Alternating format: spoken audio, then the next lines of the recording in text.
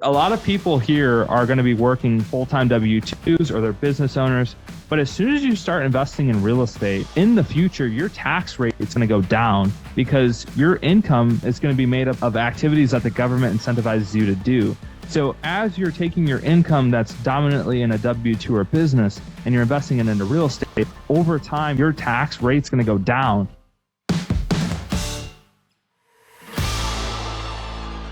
Hey guys, welcome back to the show. Today we're going to do a special episode on short-term rental tax strategies that you can use as a real estate investor. These are going to be recordings and clips from my tax strategy bootcamp. About the short-term rental loophole specifically. So aside from real estate professional status, so let's just lay the groundwork, right?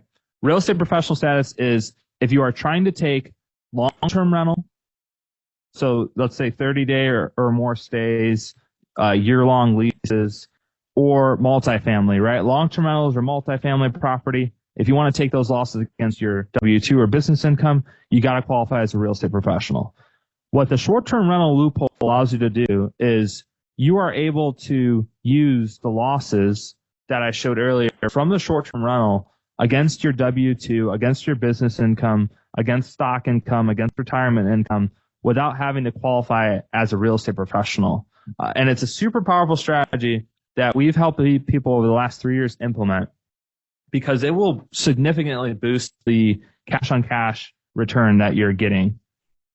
Now, in order to fulfill the requirements of the short-term rental loophole, it's pretty straightforward. So you have to maintain an average guest stay of 7 days or less. Okay, so if you add up the total amount of days that your property is rented out for, now this is important, days rented, not the days that it was available for rent, but you add up the total days that the property was rented out for, and then you divide that by the total number of unique stays. So if I have this property and I rent it out for 150 days total, and I have 50 different guests stay, I do 150 divided by 5, and my average is 3.0, right? Now, with this, a lot of people ask, well, hey, what if I do some midterm rental? What if I do a couple 30-day stays? As long as you can keep your average to 7 days or less, it'll qualify for this. The second thing that you have to do is meet one of the 7 material participation tests. If I had to sum this up, I would say you pretty much have to self-manage the property. Okay, I have the test here, as well as you guys actually have the time tracker, the hours tracker for this too. But I wanted to walk through real quick the tests. So these are the 2 tests that I see people meet the most. Number 1 is what I call the gold standard 500-hour rule. If you can work 500 hours in your rental or rentals, because you can actually group them all together, like let's say I had 3 short-term rentals, as long as I work 500 hours combined between all the short-term rentals, I can group them together. Okay. Now, if I can't meet the 500-hour test across all my rentals, then what I want to do is I want to meet the 100-hour and more than anyone else test. Now, the problem with the 100-hour rule, this is probably the one that we see people meet the most. The problem with this is that you have to keep track of everybody else's time. So in your time log, you also want to keep track of, like, ask your cleaner, your handyman, ask the cleaning company, like, how much time are they spending? Because you have to prove that you work at least 100 hours and that your time is more than anyone else. So you might have a cleaner that works 60 hours, a handyman that works 50 hours. And even though that their time is more than 100 and is more than 100, as long as you work at least 100 and it's more than any individual person, you're going to qualify. You're going to qualify for this rule. So what hours count towards this material participation? I think this is what we were talking about earlier. So if you want to take a screenshot of this or a picture, that's okay. You guys will also get my slides, and you also have the template that includes these hours in here too. But these are the hours that are going to count towards material participation. So making offer contracts on properties that you end up buying, any sort of negotiation, advertising, property inspections, meeting with the tenants or the guests, managing or approving overseas repairs or overseeing repairs. These are the type of hours that are going to count. Here's another example of hours that are going to count. Dealing with HOAs that we mentioned earlier, collecting rent, paying bills, making deposits, reviewing broker reports, research market for real estate transaction opportunities. So these are all types of hours that are going to count. And like we said, the more hours that you can add to your time log, the better, right? Because you just want to prove that you, without a doubt, you're self-managing the property and that you're going to qualify to take the losses against your income. So some common questions that I get around this strategy is, if I buy property with a partner that's not my spouse, can we both benefit from a cost segregation study? So both of you can benefit from the study. It's just that one person gets to benefit more than the other. So for example, if I buy a property with somebody else, whoever manages that property is most likely the one that's going to be able to take the losses against their W-2 or their business income. If I just invest and I don't manage the property, I'm most likely not going to be able to use those losses to offset my income. It's going to be the partner that manages the property that's going to be able to take the losses against their W-2 or their active income.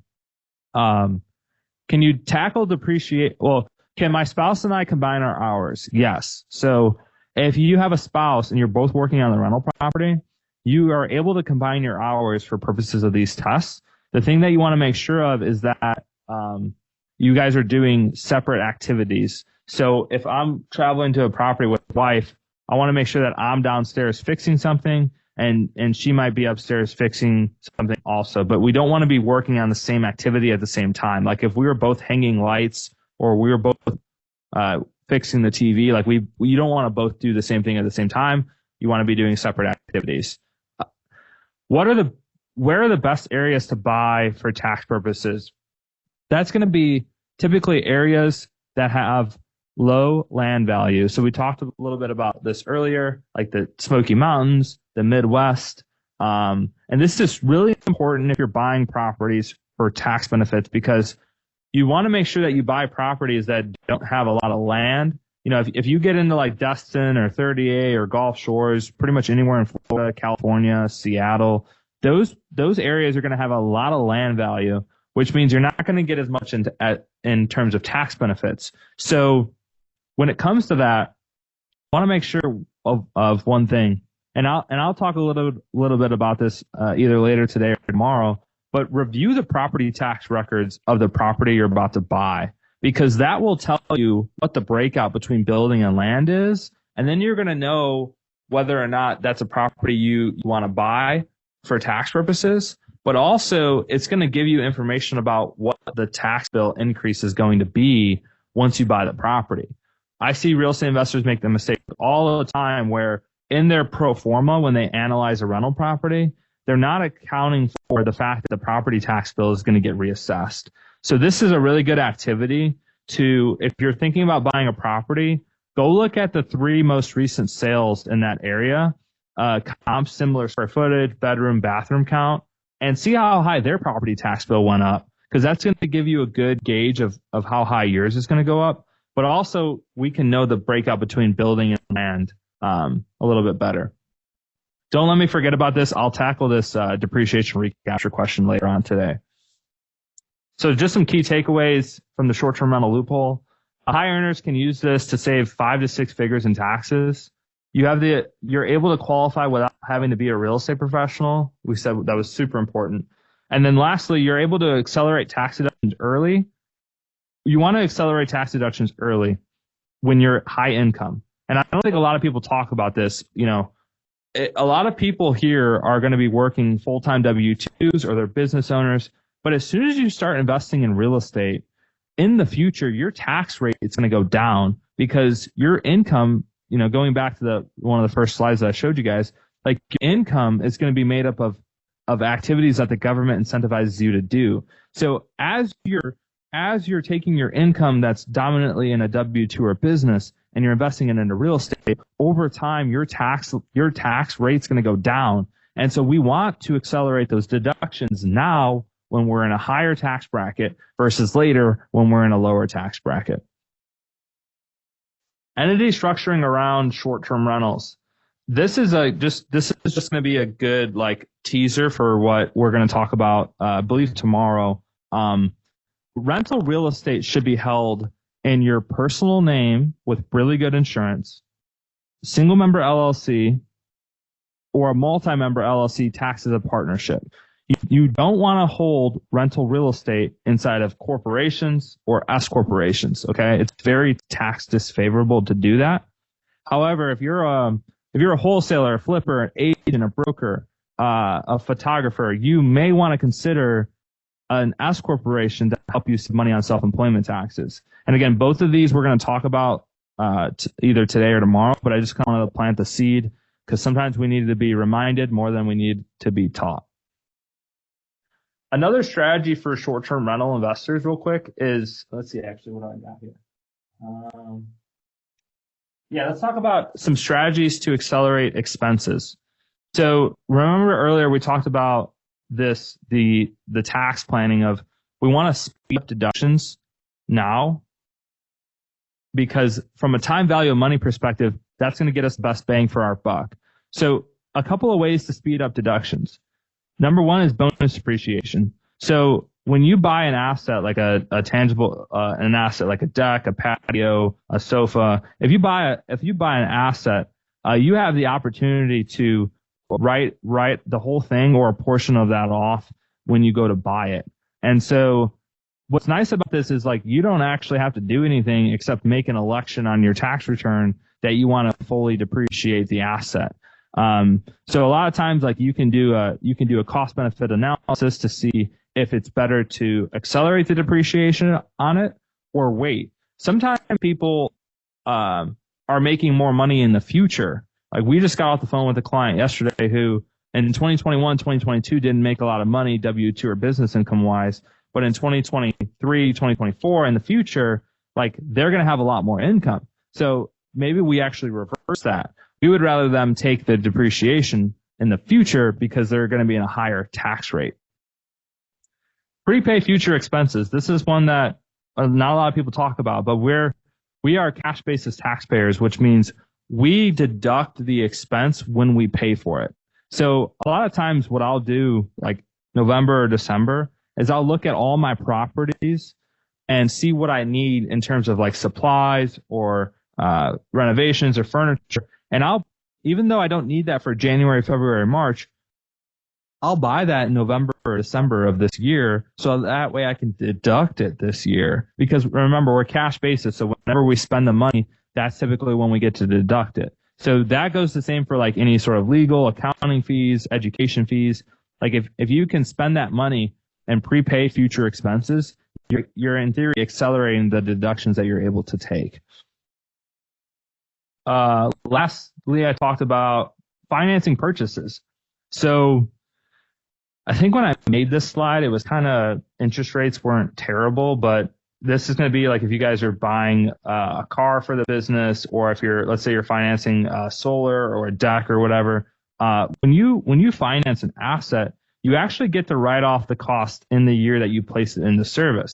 So let's say like I needed to install a $50,000 pool in my rental, but I only put $10,000 down. I'm still going to be able to deduct that $50,000 in the first year, even though I'm paying that off over time. So you get a tax deduction for the asset now, but then you get to pay it off over time. And so that's an example of just how you can save more money if you're a short-term rental investor. Okay, so do you have to have a home office to deduct data/internet use? No, I don't think so. We have a slide for the home office. Cell phone data, no, but internet use potentially. Austin has a slide for the home office that he's going to walk through later today or tomorrow, and we can show you guys for the home office deductions. Regina asks, what if spouse is single member LLC owns some on the street? Do we both need the real estate professional status or 500 hours? So for real estate professional status, Billy's going to talk about it later today, but only one spouse has to qualify as a real estate professional, but both spouses get to combine their hours for your participation. So remember, for the short-term rental, I said that you don't need to be a real estate professional, but both spouses can qualify for that material participation, the hours test. So when you are trying to qualify as a real estate professional, only one spouse needs to meet the real estate professional status criteria.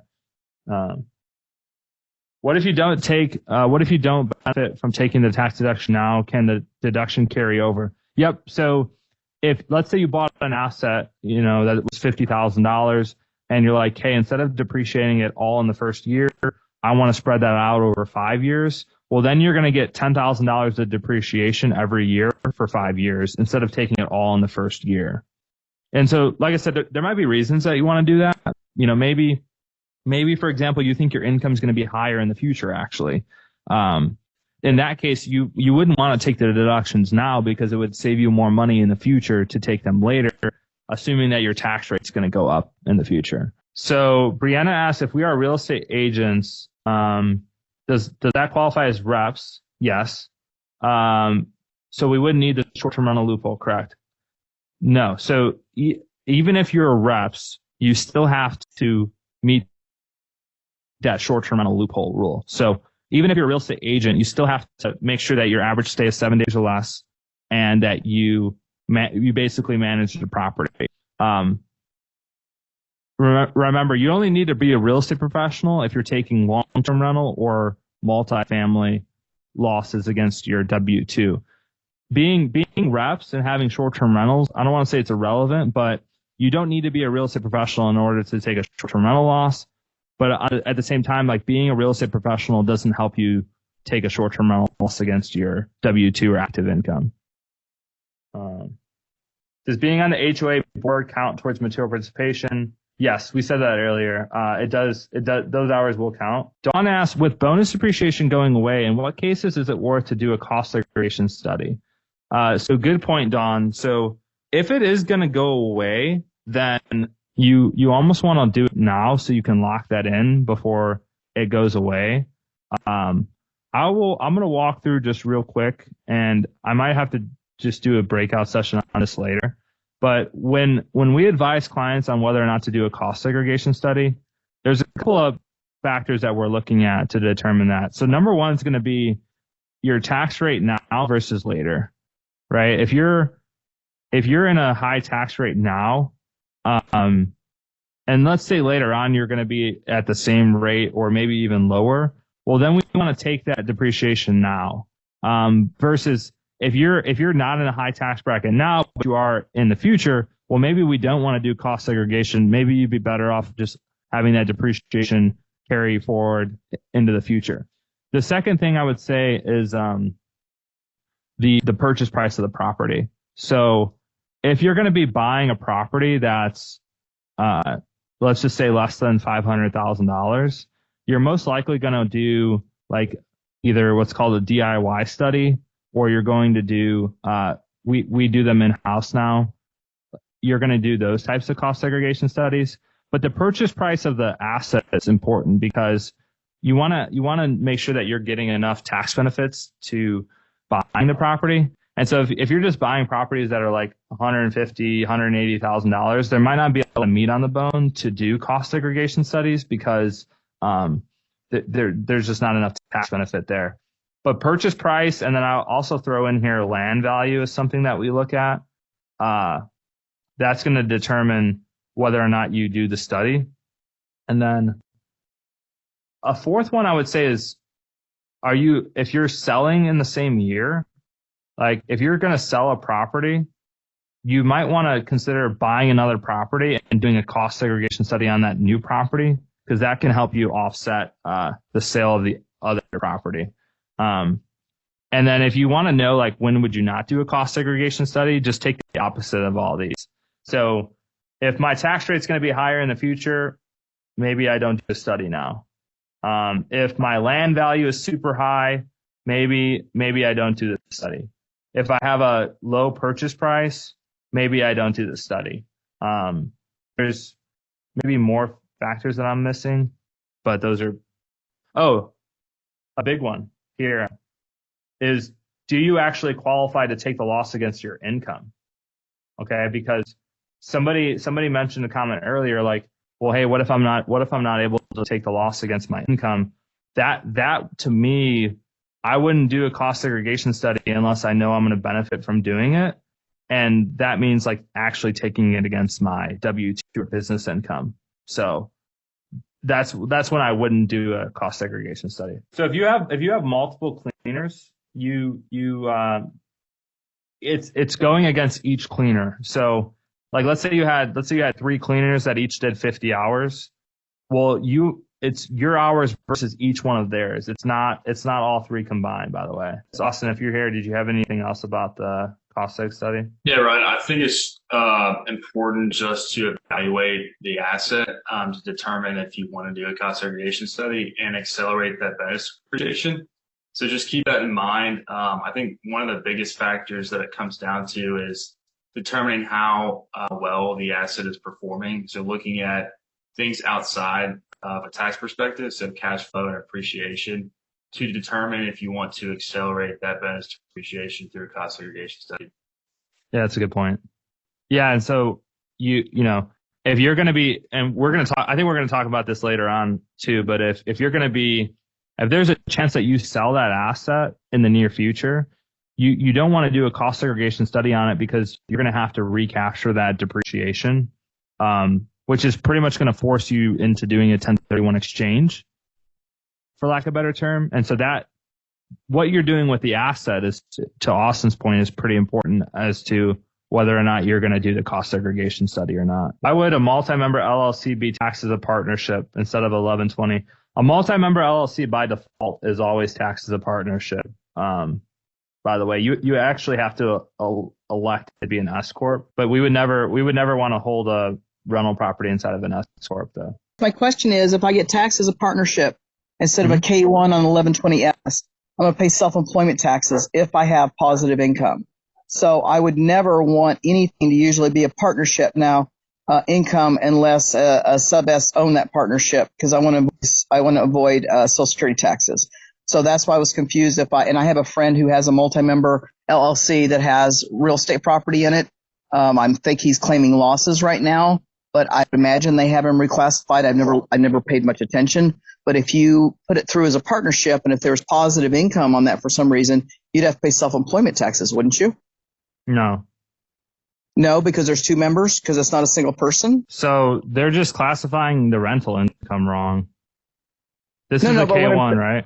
Right. Now, I've never tried to do a rental on a partnership return, but I had a gym that was an LLC when LLCs first came out, and you know what I mean? And I didn't do the reclassification, which I got done in arrears. And when I went to go file my return, I suddenly owed self-employment income on the earnings from my gym business that I didn't actually walk in. Right. So real estate's different than a business on a partnership return? Yeah. As far as Social Security taxability, because that I don't know. Yeah, exactly. So if you had a gym, and it's a business, let's just say you made $100,000, like that's going to go on line 1. Okay. And then that's also going to flow to self-employment earnings too. When you have ordinary business income is going to flow. Again, I don't want to say right away that all ordinary business income flows to self-employment. It depends on the nature of the partner. If you're a limited partner and you get ordinary business income, then that would not. Yeah, exactly. But a rental, whether or not you're active or not active, that income is not subject to self-employment taxes. Okay, I didn't know that on partnership because I've never tried to do it that way. So, okay, perfect. Thank you. Jennifer asked, at what W-2 earning threshold would you say doing a cost seg is worth doing? I think it depends on like what else do you want to do this year in terms of from a tax strategy perspective. Like even if your W-2 is, let's say you're single and your W-2 is 100K, and you may not be in the highest tax bracket. What are some things we can do to trigger higher taxable income so that way it actually would be worthwhile for you to do a cost segregation study? So for example, let me share my screen and I'll show you, Jennifer. So like let's say you're single and you make $150,000 a year. So you're in a 24% tax bracket. I would argue like 24% is a good tax rate to start taking deductions. But maybe you convert some of your traditional retirement account over to Roth and you pay the taxes now. That would be a good year to also parlay a cost study, because you could use the cost segregation losses to offset your retirement income conversion.